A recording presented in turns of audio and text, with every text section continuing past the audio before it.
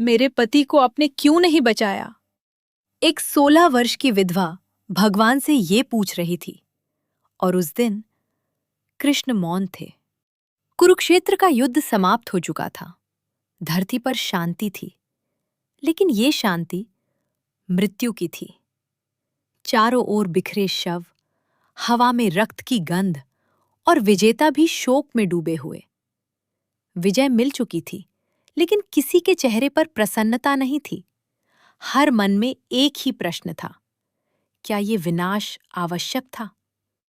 इसी सन्नाटे के बीच खड़ी थी एक 16 वर्ष की युवती, उत्तरा, जिसका सुहाग अभी नया था और वो विधवा बन चुकी थी। उसका पति अभिमन्यु अब केवल एक स्मृति बन चुका था और उसके गर्भ में कुरुवंश का भविष्य पल रहा था। उसकी आंखें सूखी थीं, लेकिन भीतर एक ज्वालामुखी फूट रहा था, एक प्रश्न जो उसकी आत्मा को भस्म कर रहा था। वो धीरे धीरे आगे बढ़ी, भीड़ को चीरते हुए, और जाकर रुकी उसके सामने जो सब कुछ बदल सकता था, श्री कृष्ण। उत्तरा ने कहा, हे माधव, आप तो सर्वशक्तिमान हैं। आप चाहते तो युद्ध रोक सकते थे। आप चाहते तो मेरे पति को बचा सकते थे। फिर आपने ऐसा क्यों नहीं किया? मेरे पति को आपने क्यों नहीं बचाया? पूरा शिविर मौन हो गया। भीम स्थिर रह गए। अर्जुन की आंखों में आंसू आ गए। युधिष्ठिर का सिर झुक गया। लेकिन श्री कृष्ण अब भी शांत थे। उत्तरा का दुख अब क्रोध बन चुका था। कहाँ था आपका सुदर्शन चक्र जब मेरे पति को 7 महारथियों ने घेर लिया था?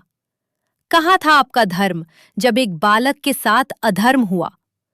आप तो भगवान हैं, फिर आपने उसे बचाया क्यों नहीं? आप जानते थे कि वो चक्रव्यूह से बाहर निकलना नहीं जानता, फिर भी आपने उसे जाने दिया। क्या आपने मेरे पति की बलि दे दी?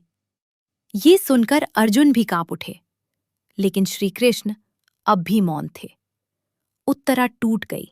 वो उनके चरणों में गिर पड़ी।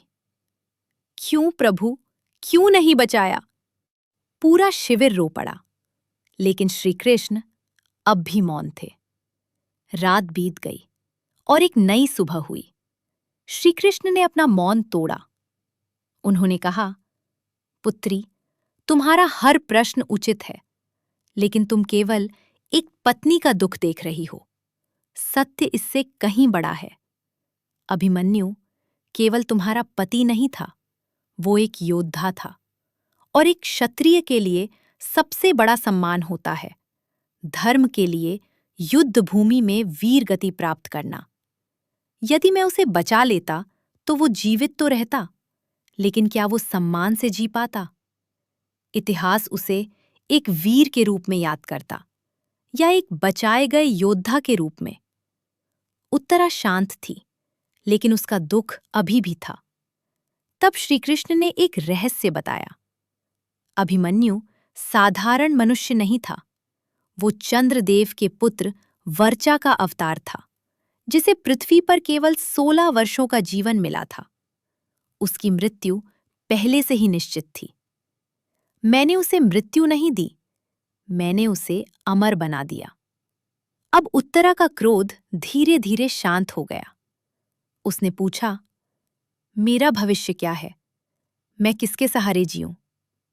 श्री कृष्ण ने कहा, तुम अकेली नहीं हो, तुम्हारे भीतर भविष्य पल रहा है।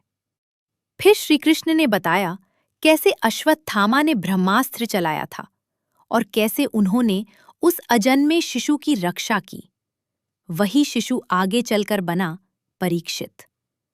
अब उत्तरा के आंसू दुख के नहीं थे, उसका विश्वास वापस लौट आया था।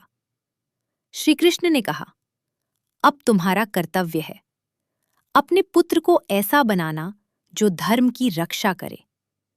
उत्तरा ने कहा, मैं अपना कर्तव्य निभाऊंगी। और उसी क्षण एक नई आशा का जन्म हुआ।